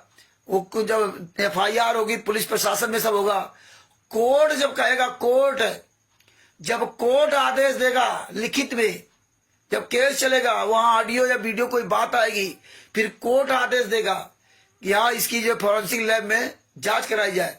तो फिर वो व्यक्ति जाएगा जो जीवित व्यक्ति है, उस व्यक्ति की वो फॉरेंसिक लैब का जो मेन मुखिया होता है, जो डॉक्टर होता है, जो भी है, वो उस व्यक्ति की जो रियल में व्यक्ति वो जिंदा है, उसकी 10, 20, 50 या 100, 200, 500 इस तरह वो ऑडियो अलग अलग तरीके से वो लेता है। मतलब तमाम तरह की ऑडियो लेगा वो, और इसके बाद जो आपकी ऑडियो कोर्ट में या जहां पे दिखाई गई है, फिर उसकी उससे जांच मैच करके तब आपकी रिपोर्ट दे। उसके पैसे भी बहुत लगते हैं, ये आसान काम नहीं है। बातें कहना तो बड़ा आसान है, ये करा ले, वो करा ले, वो करा ले, है ना। तो इसीलिए कह रहा हूं कि गहराई समझो, दूसरे की बात को बातों में मत आओ, तुम्हारा जानकारी ही बचाओ है। इसलिए ये ध्यान रखना कि अब 2012 के बाद कोई भी व्यक्ति वकील की पढ़ाई करने के बाद जब बार काउंसिल ऑफ इंडिया जो वकीलों का है वहां एग्जाम देगा, एग्जाम होने के बाद उस एग्जाम में पास होगा, तब उसको bar council of India Delhi जो उसको जब वो प्रमाण पत्र देगा पास होने का, तब आप भारत में किसी भी कोर्ट में जाकर के आप अपनी प्रैक्टिस कर सकते हैं। उसमें एक पर्टिकुलर एक अपना स्थान बताना पड़ेगा, उसके लिए वहां सब लिखित में देना पड़ता है कि मैं वहां पर प्रैक्टिस करूंगा, तभी आप वहां प्रैक्टिस कर सकते हैं, वरना आप कहीं भी किसी कोर्ट में ऐसे प्रैक्टिस नहीं कर सकते। तो एक बात हमेशा याद रखना। दूसरी बात, वकील जो होता है वो कोर्ट परिसर के अंदर ही बैंड लगा सकता है, कोर्ट परिसर के बाहर उसको ये बैंड लगाने का अधिकार नहीं है। हाँ, घर से कोर्ट से घर तक आने जाने में वो बैंड लगा सकता है। दूसरी बात, किसी पार्टी फंक्शन में, प्रोग्राम में, आश्रमों में जाकर के वहां जाना, वहां बैंड लगा कर वो नहीं जा सकता है। कोई भी वकील कोर्ट परिसर के अंदर तो आपसे मतलब जो है तेज आवाज में बात कर सकता है, लेकिन कोर्ट परिसर के बाहर मतलब आप अगर वो बैंड लगाए घर से कोर्ट से घर से कोर्ट तक जा रहा है, तब तो वो आपसे बीच में कहीं बात कर सकता है। लेकिन वो ऐसे वो अगर कहीं पार्टी प्रोग्राम या काम वैसे कोई जा रहा है अदर टाइम में, तो वो नहीं कर सकता, क्योंकि उसमें ये भी देखा जाएगा कि आज कोर्ट खुला कि नहीं खुला, आप उस रास्ते जा रहे हो कि नहीं जा रहे हो। ये नहीं कि हमारे नवास्ता से और कोर्ट पड़ता है कहाँ, पश्चिम साइड में, उत्तर साइड में, और हम जा रहे इधर दक्षिण साइड में, तो घुमा फिरा नहीं सकते आप। सारे सब नियम कानून है, नहीं तो हर आदमी जो मर्जी करता रहे। तो ये बात है, सब याद रखना। आप जिस कोर्ट में है वहीं पे कर सकते हैं, दूसरी जगह प्रैक्टिस नहीं कर सकते। अगर आप किसी दूसरे कोर्ट में आप जाते हैं तो उसका एक आधार होता है कि वहां जो वकील केस लड़ रहा होता है, तो उसका जो या वकील वो बुलवाता है कि भाई हम फलाने वकील से अपनी बहस करवाएंगे, वो उसको अपने अधिकार देगा। फिर वो जिससे उसका संपर्क होगा, जिस भी स्टेट के वकील को वो बुलवा सकता है, या जो उनका जो वकील का जो क्लाइंट होता है, जैसे हम क्लाइंट है तो हम अपने वकील से बात करके हम किसी भी स्टेट के वकील को बुला सकते हैं, वो वकील उसको अधिकार देगा, तब वहां वो उसके बिहाफ पे बोल सकता है। वैसे वो कहीं भी प्रैक्टिस नहीं कर सकता। तो ये बात हमेशा ध्यान रखना। और जब तक वो एग्जाम नहीं पास करेगा बार काउंसिल ऑफ इंडिया का, तब तक वो उसका जो है ना वकील बनने का अधिकारी वो नहीं है, वकालत भले ही जानता हो। तो ये बातें आप ध्यान रखना। दूसरी बात, कोई भी वकील दुकान धंधा, जो रजिस्टर्ड वकील है bar council of India Delhi में, वो दुकान धंधा व्यापार या दूसरी नौकरी अलग से नहीं कर सकता। अगर वो करता है तो सबसे पहले आपको वहां रिजाइन देना पड़ेगा, फिर आप दुकान धंधा व्यापार खेती किसानी जो भी मर्जी है वो करो। आप एक ही काम कर सकते हैं, वकील वकालत करो या तो नौकरी करो या अपना काम करो, एक ही काम कर सकते, दो काम नहीं कर सकते। इसके अलावा आपको हर साल अपना वेरिफिकेशन वहां देना पड़ेगा कि जिंदा हो कि मर गए हो, आप नौकरी में हो गैर नौकरी में हो, नौकरी में हो कि नौकरी से वकालत कर रहे हो, नौकरी में हो। तो ये आपको ये सब चीजें आपको फॉलो करनी पड़ेंगी। तो ये सब चीजें जब आप जानोगे समझोगे तभी आप बचोगे। तो भगत भाइयों, ये जानकारी आपको दिया, इसलिए बार काउंसिल ऑफ इंडिया का एंट्रेंस परीक्षा देना होता है। और मेन तो सुप्रीम कोर्ट होता है। बार का मतलब होता है वकालत। सुप्रीम कोर्ट को भी बेंच भी कहा जाता है, ये ध्यान रखना। जजों का सुप्रीम कोर्ट यानी कि जजों का जो होता है बेंच, सुप्रीम कोर्ट बेंच। वकीलों का होता है bar council of India. Supreme जजों का होता है सुप्रीम कोर्ट। जजों के जो बेंच, जजों के जो होता है उसको बोला जाता है सुप्रीम कोर्ट या बेंच भी उसको कहते हैं। और वकीलों का आता है bar council of India. Bar council of India exam लेता है और बार एसोसिएशन का स्टैंड क्या है, वेलफेयर एंड बार एसोसिएशन का होता है कि वेलफेयर फंड वगैरह सब कलेक्ट करना। और अगर किसी अधिवक्ता की जो है मृत्यु हो जाती है तो उसको 5 लाख से 25 लाख रुपए तक देता है। वह उसी को मिलेगा जो पैनल ऑफ जो सिस्टम के द्वारा जो एग्जाम देकर के वकील बनेगा, उसी को मतलब पैसा मिलेगा उसके मरने के बाद। ऐसे नहीं मिलेगा। और समय समय पर अपना वेरिफिकेशन कराता रहे। तो ये आज आपको जानकारी दे दी, इसलिए आपको ये जानकारी दिया जिससे आप लोग अच्छी तरह समझ सकें। ये वीडियो भी रख लें और ये याद करें। और हमने तो इतना सब जो है दूसरा से घंटों कल बहस की है, आपको तो ये शॉर्टकट बताया है। बहुत लंबी हमारी बहस चली उस पे। और कल से याद रखना कि अगर हमारी वो पहले वाली आईडी खुल गई तो ठीक, नहीं खुली तो इसी आईडी पर कल से आएंगे लाइव। और कल से लाइव आएंगे तो आप सब लोग ये ज्ञान अमृत सृजन का 20वां पुस्तक अपने पास रख लेना, अन्य भाई बहनों को बता देना। और इसमें हम आपको और भी लीगल बातें बताएंगे, जो कि कल हमने शशिभूषण जी से, जो बिहार के सीनियर एडवोकेट हैं, हरिदास जी के साहब, लालचंद जी के साहब, ओम प्रकाश जी के साहब, उनसे बहुत सीक्रेट बातें उनसे पूछी थी। कल बहुत सवाल किए। संत रामपाल जी महाराज को सजा क्यों हुई ये तो आप सब जानते हैं, लेकिन और इसमें जो लीगल पॉइंट है, जो सीक्रेट पॉइंट है, सीक्रेट पॉइंट, वो कल उनसे हमने चर्चा की थी।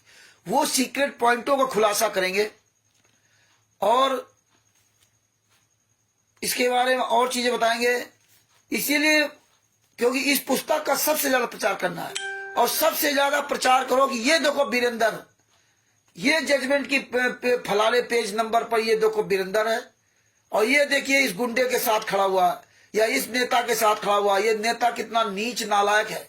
जब जजमेंट कोर्ट, हजार का कोर्ट जजमेंट सब कुछ है, इसके बाद देखो गुंडे अधिकारी के साथ ही खड़ा हुआ है। ये देखो जाट भवन को ये 75 लाख रुपए दे रहे, हत्यारा बलात्कार। ये देखो पुरुषोत्तम सैनी जो सतलोक आश्रम चला रहा कुरुक्षेत्र में, ये हत्यारा बलात्कारी। देखो एफआईआर नंबर 439 फलाजी का नाम है, इसने ये बयान दिया। ये चीजें हमें आपको बहुत अच्छी तरह से वायरल करना होगा, और इसके बहुत महीन जो बारीकी से बारीक पॉइंट है, ये समय अच्छी तरह अपने दिल दिमाग में उतारना होगा। एक भगत जी का फोन आया था कि भगत जी हमें पता नहीं इसमें कहाँ बयान दिया राष्ट्रीय सभा सेवा समिति गुंडों ने, हमारे समझ नहीं आ रहा। हमको ढंग से पढ़िए भगत जी, सब समझ में आएगा धीरे धीरे। तो ये बहुत सरल भाषा में पुस्तक लिखी गई। तो कल से हम परमेश्वर ने दया की तो एफआईआर नंबर 429 से स्टार्ट करेंगे, और हम कम समय लेकर, मतलब ज्यादा लंबा वीडियो न बनाकर, भले चाहे 1, 2 दिन 3 दिन लगे, लेकिन छोटे छोटे वीडियो बनाएंगे और अच्छी तरह से, जिसमें आप सब लोग समझ सकें। यही लगभग 1 घंटे का समझ मान लो, 1 घंटा या 1.5 घंटा, कोशिश अपनी ये रहेगी, और कोशिश करूंगा 1 घंटे का, तो आप अच्छी तरह समझ सको। और इन सारे पॉइंटों को अच्छी तरह जब आप समझ लोगे, तभी आप और अच्छी तरह से आवाज उठा सकते हैं, और आपका एक्सपीरियंस डेवलप होगा।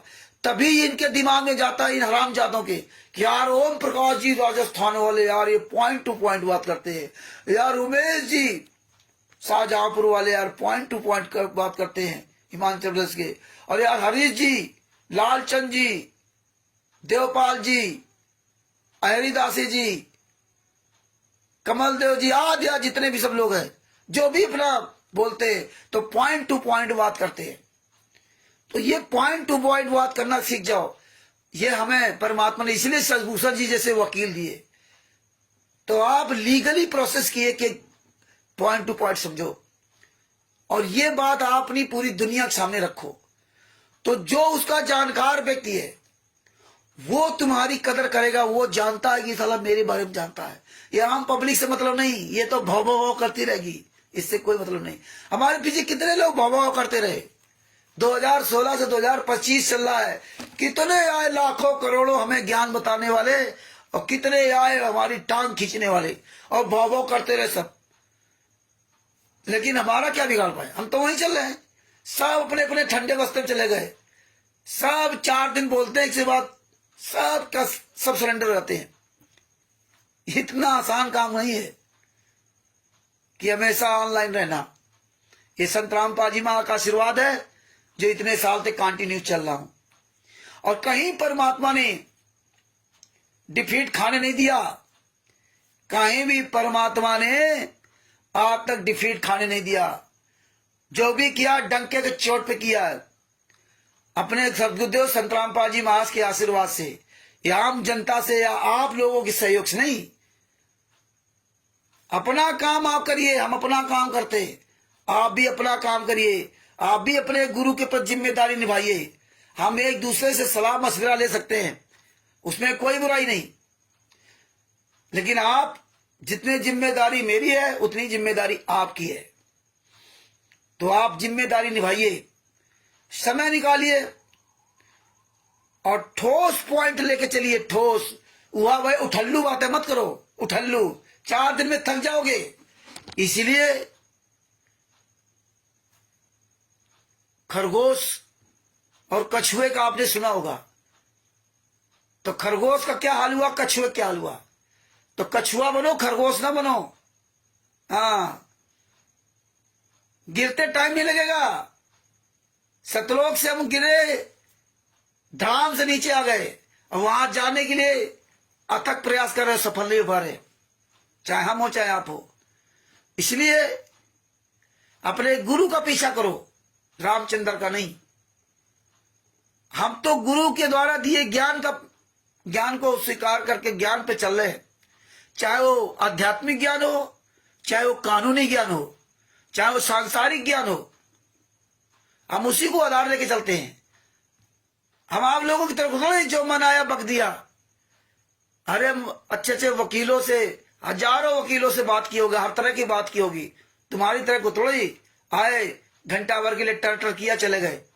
इसीलिए आप सफल नहीं होते। कोई भी व्यक्ति, आप चाहे ड्राइवर हो, लेकिन आप जब कंटिन्यू एक ही काम किया ड्राइविंग का, इसलिए आप फर्स्ट क्लास ड्राइवर हो। आप राजमिस्त्री हो, घर बनाने वाले, जैसे कमल देव जी घर बनाते हैं। आप जब 24 घंटे, यानी मतलब 24 घंटे में लगे, रात दिन काम नहीं करते, लेकिन जितने देर काम करते तो आपका पर्टिकुलर एक काम है घर बनाना, और आप कई साल तक काम करें तो आपको उसका अनुभव है। आपको गाड़ी चलाने का अनुभव नहीं होगा, आपको हवाई जहाज चलाने का अनुभव नहीं होगा। हवाई जहाज चलाने वाला वो कोई स्पेशली आदमी नहीं है। तो ये अपने आप से दिमाग से बात निकाल दो कि यार ये हवाई जहाज चलाने वाला बहुत बड़ा आदमी, बड़ा इसके दिमाग है, हार्ट का ऑपरेशन करने वाला बहुत बड़ा इसके पास दिमाग है, प्रधानमंत्री, राष्ट्रपति और इतने बड़े बड़े दिमागी। ये कोई बड़ी बात नहीं है। यही हमारे आपके अंदर जो हमारी सोच होती ना, मुझे नीचा दिखाती है। उच्च सोचो, अच्छा सोचो। क्या अगर आज वो इंजीनियर बना है तो दादा कम से कम 20 साल, 18, 20 साल, 25 साल तक पढ़ाई की है, लाखों और कई लाख रुपए खर्च हुए, तब जाके वो बना है। कोई एक दिनों को थोड़ी बन गया है। हमारे ऊपर खर्च होते तो हम भी बन जाते। अरे कमल देव जी राजमिस्त्री है, तो इनको अपने राजमिस्त्री गर्व होना चाहिए कि अरे यार हमारे अंदर भी तो काबिलियत है। जैसा मुझे समय मिला, जैसा काम करने का मिला, जो सीखने मिला वो मैंने सीखा। तो ये चीज हमें समझना पड़ेगा। और हम लोग दूसरे देखते रहते, अरे यार ये तो डीएम बन गया, अरे यार ये तो एसपी बन गया, अरे यार ये तो प्रधानमंत्री बन गया। ये मत सोचो, ये सोचो यही मौका मुझे मिलता तो मैं भी बन जाता है। इसीलिए एक हाई स्कूल में एक पाठ होता था, जब हाई स्कूल पढ़ते थे तो एक पाठ होता था, मेरे जवानी बात बता रहा हूं, the mountain and squirrel had a quarrel. ये इंग्लिश की एक पोएम होती थी, the mountain and squirrel had a quarrel. यानी कि माउंटेन मीन्स पहाड़, एंड स्क्वायरल मतलब स्क्वायरल मीन्स गिलहरी, हैड ए क्वेरल मतलब झगड़ा हुआ, गिलहरी और पर्वत में झगड़ा हुआ। ये लंबी कहानी है लेकिन अब मेन पॉइंट आज भी याद रखा। पूरी कहानी तो याद नहीं, लेकिन जो मैं जरूर तो याद रखा। The mountain and squirrel had a quarrel.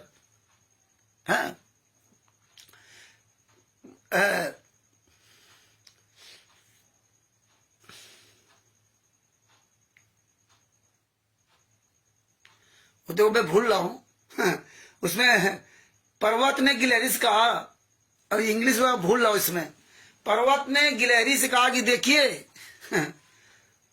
मैं इतना विशाल काय हूं जो हजारों लाखों पेड़ पौधे जंगली जानवरों सबके वजह मतलब अपने पर पीठ पर सबको रख रखा हूं।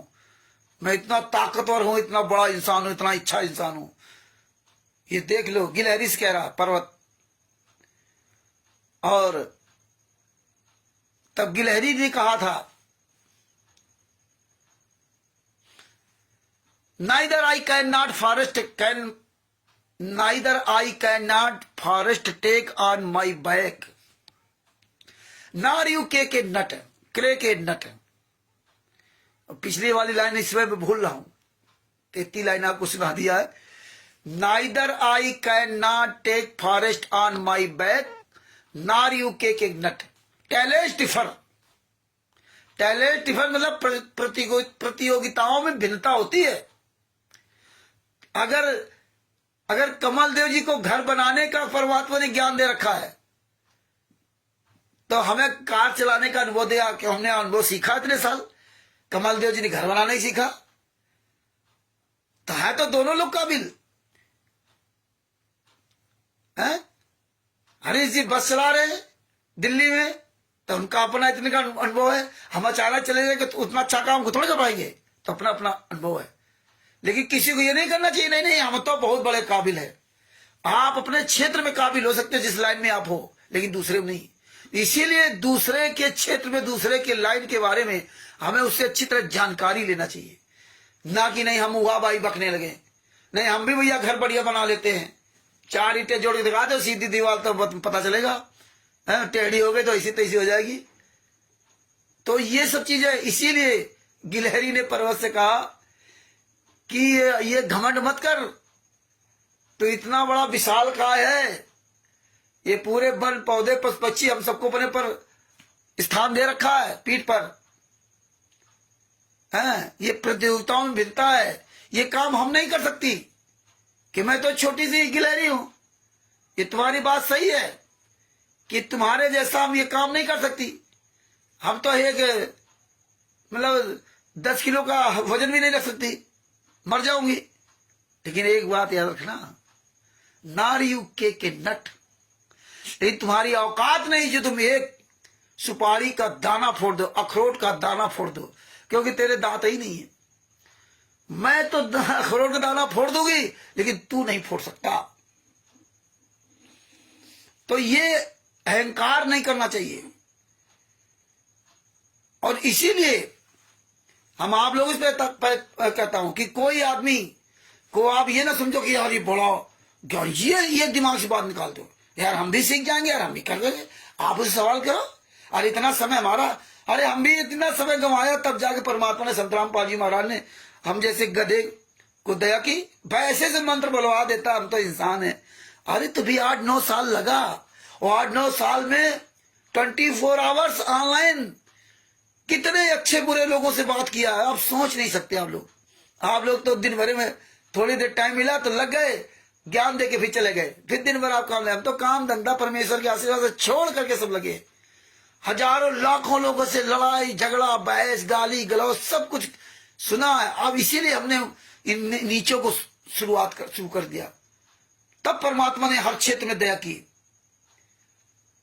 तो ऐसे भगत जी, परमेश्वर की दया से आप लोग सजग बनिए और आवाज उठाइए। आप ये ना सोचो कि हम सारे केस पढ़ लिए, बस हो गए मैं जानकारी। अरे ये जब अच्छी, जितना पढ़ोगे उतना ही समझ में आएगा, जितना पढ़ोगे उतना ही तुम्हारा दिमाग खिलेगा। हाँ, ये जो ना अपॉर्चुनिटी कभी खत्म नहीं होती। हाँ, रोज नए सिस्टम, ये पढ़ाई का कोई अंत नहीं है। लेकिन तुम लोग क्या करते, यार पढ़ तो लिया, सब जान गए, दर्द काम खत्म। इसका मनन करोगे तो तुम्हारे अंदर हजारों सवाल निकलेंगे। अब हमारे अंदर हजारों सवाल पैदा होते तभी तो हम बात करते थे। इसीलिए आज आपके पास मैंने ये टॉपिक रखा। इसके बारे में कल से हम शुरुआत करेंगे, और इसमें भी आपको बहुत मतलब लीगली प्रोसेस की बात बताएंगे। अगर वो ऐसे में बोलेंगे तो लंबा वीडियो हो जाएगा। और इस वीडियो को अधिक से अधिक शेयर करो, और आप सब लोग इस वीडियो को सेव कर लो, तो अच्छी से जानकारी रखो, बात करो। ये ज्ञान अमृत सदन का 20 नामक पुस्तक में सभी केस ऑफ जजमेंट की फाइल है, इसको सबको पढ़ो। आप लोग इसके 30 सेकेंड के वीडियो क्यों नहीं बनाते हैं? 30 सेकेंड के, 1 मिनट के ऐसे पुस्तक लिख है, या फोटो वीडियो बनाओ, या ये वीडियो पाठ दो सोशल मीडिया पर। हजारों लाखों वीडियो बना डाल दो, 28 सेकंड के, 30 सेकंड के, 20 सेकंड के, 1 मिनट के। 11 नंबर श्रेणी का एक बात एक बार बताओ, ये आप सब लोगों से हम गुजारिश करते, निवेदन करते हैं कि इस पुस्तक को अधिक से अधिक शेयर करो, खूब जम के शेयर करो, पाठ दो, हर जगह ये पुस्तक नजर आए। और ये आधा मिनट की वीडियो बनाओ, खूब वीडियो बनाओ। हम तो कमल देव जी से यही कहूंगा कि भगत जी अगर समझ में आए तो आप ये काम करें, बात बाकी आपकी इच्छा। हम किसी को आदेश नहीं देते, हम केवल सुझाव दे सकते हैं, मानना या ना मानना आपकी मर्जी।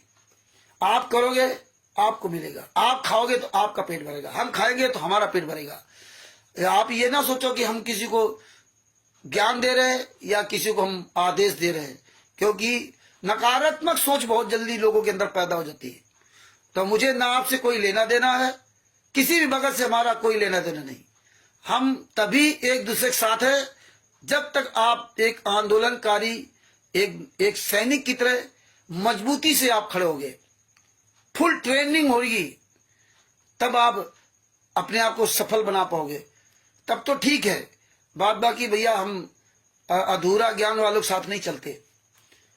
या लगे रहो, जो पता है उसको बोलोगे, जितना बोलोगे उतना ही आपके अंदर ये सवाल करने की क्षमता बढ़ेगी और अच्छी तरह से आपको और जानकारियां बढ़ेंगी और रोज नए पॉइंट आपके दिमाग में आएंगे। एक दिन बोलोगे, 4 दिन बंद कर दिया तो फिर कुछ हासिल नहीं होगा। तो दास का मोबाइल नंबर 9140652668। ये बिहार के सीनियर एडवोकेट शैभूषण जी के द्वारा पुस्तक लिखवाई गई है और इस पुस्तक में उनका मोबाइल नंबर है 9931592093। तो परमात्मा की बड़ी दया है कि ये पुस्तक उनसे बिहार के सीनियर एडवोकेट शैभूषण जी से आप मंगवा सकते हैं। और आज इस पुस्तक को लाखों लोग पढ़ रहे हैं और अपना कल्याण करा रहे हैं और राष्ट्रीय समाज सेवा समिति के गुड्डों से, चुंगल से बच गए। और हाँ, जो परमात्मा ने पटना से आगे दानापुर रेलवे स्टेशन पड़ता है। आप ईश्वर दास जी ने पूछा था कि भगत जी हम कैसे वहां जाएंगे, तो कोई भी भगत हो, कहीं से भी आ रहा हो, दानापुर रेलवे स्टेशन याद रखना। आप जहां से भी आ रहे हो दानापुर के लिए डालिए, जहां से आप जिस स्टेशन से हो दानापुर, तो आपको खुद ही बता देगा कहीं से क्या ट्रेन आनी जानी है। और दानापुर का डायरेक्ट ना दिखाए तो पटना का अपना डाउनलोड कर देख लो, जो ऐप से आपका इसमें रेलवे वाला जो है where is my train app से डाउनलोड कर लो, अगर इसके पास डाउनलोड ना हो। और उसमें आप जो है ना, जहां से जिस स्थान में हो वहां का रेलवे स्टेशन का नाम और दानापुर का फिर बाद में डालोगे, सर्च करोगे तो आपको बता देगा कैसे क्या पहुंचना, कहाँ कितनी कौन कौन गाड़ी कितने समय पर जाती है। और डायरेक्ट ना दिखाए तो फिर आप पटना के लिए डाल सकते हैं या अन्य स्टेशनों के लिए डाल सकते हैं बिहार के लिए। और दानापुर रेलवे स्टेशन आपको उतरना है, मेन चीज आपको दानापुर याद रखना। दानापुर रेलवे स्टेशन में उतर करके मसौड़ी की तरफ जाने वाली बस, मसौड़ी, जब दानापुर रेलवे स्टेशन उतरेंगे वहां उतर करके मसौड़ी की तरफ जो बस जाती है उस पे बैठना है। तो वो रामपुर हनुमान मंदिर पड़ता है। आप जब टिकट लेना तो उसको बता देंगे कंडक्टर को, तो आपको रामपुर में जो है हनुमान मंदिर पड़ता है वहां वो उतार देगा। ये सब मशहूर जगह है, बस वहीं पर ये परमेश्वर की दया से मीटिंग होगी 12-13 अप्रैल 2025 को नौबतपुर प्रखंड के रामपुर में संपन्न होना है। तो जिस भाई बहन को समय मिले वहां जा सकता है। हालांकि पटना से बहुत दूर है और इसीलिए वो ज्ञापन वाला काम नहीं हो पाएगा, क्योंकि वहां से जो डीएम आवास या एसडीएम आवास लगभग 25-30 किलोमीटर दूर है। तो ये लगता है शायद गांव में इनका प्रोग्राम हो रहा है, इसीलिए वो आ नहीं पाएगा। लेकिन इसके बाद में परमेश्वर दया करेंगे तब तो बिहार में सासाराम में जहां शैभूषण जी है वहां वकालत भी करते बना, और उनका वहां भाई मीडिया प्रशासन सब जानकारी भी है। और फिर वहां पे हम लोग ज्ञापन वगैरह शहर के अंदर वहां ज्ञापन वगैरह वहां देंगे बाद में, जब परमेश्वर आगे दया करेंगे। और वहां जो लोग कर रहे प्रोग्राम, ये सब उतना दौड़ धूप नहीं सकते वहां अपना जो है। तो इस तरह से आप जिनको जाना हो वो दानापुर रेलवे स्टेशन उतरे वहां से मसौड़ी की तरफ जाने वाली बस पे बैठे, रास्ते में रामपुर पड़ता है तो बस वाले बता देंगे कंडक्टर, तो रामपुर हनुमान मंदिर के पास उतर जाना है।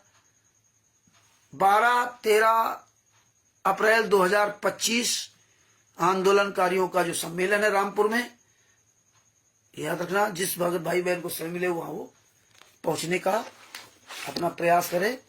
बात बाकी तो परमात्मा सब देख ही रहे हैं। सच साहिब बंदी छोड़ सतगुरु संत रामपाल जी महाराज की जय हो। परमात्मा ने दया की तो कल फिर हम 8:30 बजे आपके सामने उपस्थित होंगे एक नए टॉपिक के साथ। FIR नंबर 429, 430 का सब अलग अलग रोज इसका एक एक पॉइंट टू पॉइंट पे FIR नंबर 429 का और क्लियरिटी करके बताएंगे। क्लियर करके जो पॉइंट आप समझेंगे आपके जीवन में काम आएंगे। ये केवल संत रामपाल जी महाराज केसों से संबंधित नहीं है, ये आप अपने जीवन में कहीं अगर फंस जाते हो तो आपको भी सहूलियत मिलेगी। इसलिए हमें इनकी जानकारी, अच्छी तरह से जानकारी हमें करना चाहिए। और अपने शब्दों के यही विराम देता हूँ। सत साहिब और सभी भाई बहन मिलकर के हम अपने सदगुरुदेव जी महाराज के जय बोलते हैं। बंदी छोड़ सतगुरु संत रामपाल जी महाराज की जय हो। परमात्मा की सभी प्यारी आत्माओं को कानपुर श्री रामचंद्र दास के सत साहिब। दास का मोबाइल नंबर है 9140 62 26 68। इस पुस्तक को अधिक से अधिक का प्रचार करें और ये लाखों लोग इस पुस्तक को पढ़ करके अपना कल्याण करा चुके हैं। हमारे भाई बहन सब बच रहे हैं। अपने भाई बहनों को राष्ट्रीय समाज सेवा समिति गुंडों से, शत्रुकाश्रम संचालक गुंडों से, कोऑर्डिनेटरों से, नामदान संचालकों से बचाने के लिए आप लोग अपना समय निकाल करके एक पंथ दो काज, अपने गुरु के लिए भी आवाज उठा रहे हैं और अपने भाई बहनों को बचाने का भी आप काम कर रहे हैं। सत साहिब बंदी छोड़ सतगुरु संत रामपाल जी महाराज की जय हो। सत साहिब जय हो। बंदी छोड़ सतगुरु संत रामपाल जी महाराज की जय हो। सत साहिब।